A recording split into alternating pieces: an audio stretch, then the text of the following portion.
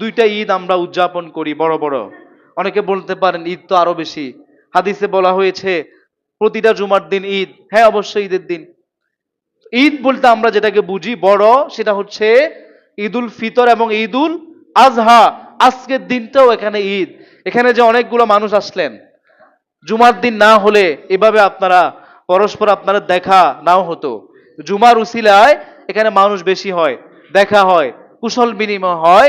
এটা হচ্ছে মুসলমানদের জন্য একটা ঈদ। রমাদান আমাদেরকে শিক্ষা দিয়ে যায় তাকওয়া। ঈদুল আজহা, কোরবানি, এটাও আমাদেরকে শিক্ষা দিয়ে যায় তাকওয়া। ওয়ালাকি ইয়ানালুহুত তাকওয়া মিনকুম। কোরবানি আমাদেরকে শিক্ষা দিয়ে যায় আমাদের প্রতিটা কাজ হবে একমাত্র আল্লাহ তাআলার জন্য, আল্লাহ তাআলার সন্তুষ্টির জন্য। তাকওয়া মানে কি? হযরত ওমর রাদিয়াল্লাহু তাআলা আনহু উবাই ইবনে কাব রাদিয়াল্লাহু তাআলা আনহুকে জিজ্ঞাসা করলেন, এই কথা বলে আমি শেষ করছি, আপনি কি আমাকে এক বাক্যে বলতে পারবেন তাকওয়া কি? তাকওয়া কি, এটা আপনি আমাকে একটু বলেন।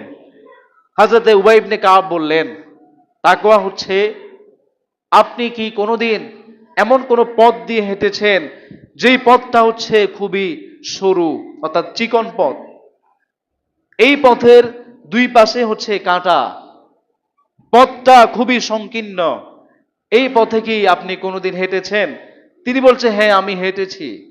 তো ওই যে পথ দিয়ে আপনি হাঁটলেন, দুই পাশে কাঁটা, মনে করেন ঈদের দিন আপনার নতুন জামা লেগে কোনো ছিঁড়ে যাচ্ছে কিনা কাঁটায়, কাঁটায় আপনি কোনো লেগে যাচ্ছে কিনা আপনার শরীর, এটা আপনি খেয়াল করেন না। একবারে কাপড়কে ধরে এভাবে আঁটোসাঁটো হয়ে আপনি ওই পথটা অতিক্রম করার চেষ্টা করেন। হযরত উবাই ইবনে কাব বললেন, এটাই তাকওয়া। ওখানে যেভাবে আপনি হাঁটলেন, কাঁটা কোনো আপনার শরীরে লেগে যাচ্ছে কিনা। তাকওয়া হচ্ছে এমন জিনিস, আপনার শরীরে আপনার দ্বারা কোনো গুনাহ হয়ে যাচ্ছে কিনা, শরীয়ত বহির্ভূত কোনো কাজ, অন্যায় পাপাচার এগুলো হয়ে যাচ্ছে কিনা, এটা যদি আপনার ভিতরে খেয়াল আসে, আমার দ্বারা কোনো অপরাধ হয়ে যাচ্ছে কিনা, অপরাধ হলেই সঙ্গে সঙ্গে অনুশোচনা করে তাওবা করা, এটার নাম তাকওয়া। এটা আমাদেরকে কোরবানি শিখাইছে। আল্লাহ তাআলা আমাদেরকে এই তিনটা গুণ অর্জন করার তৌফিক দান করুক, সকলে বলে আমিন। দুইটা ঈদ আমরা উদযাপন করি বড় বড়। অনেকে বলতে পারেন ঈদ তো আরো বেশি, হাদিসে বলা হয়েছে প্রতিটা জুমার দিন ঈদ। হ্যাঁ, অবশ্যই ঈদের দিন।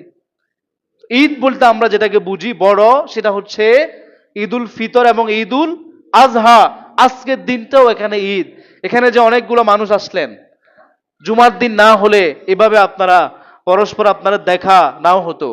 জুমার উসিলায় এখানে মানুষ বেশি হয়, দেখা হয়, কুশল বিনিময়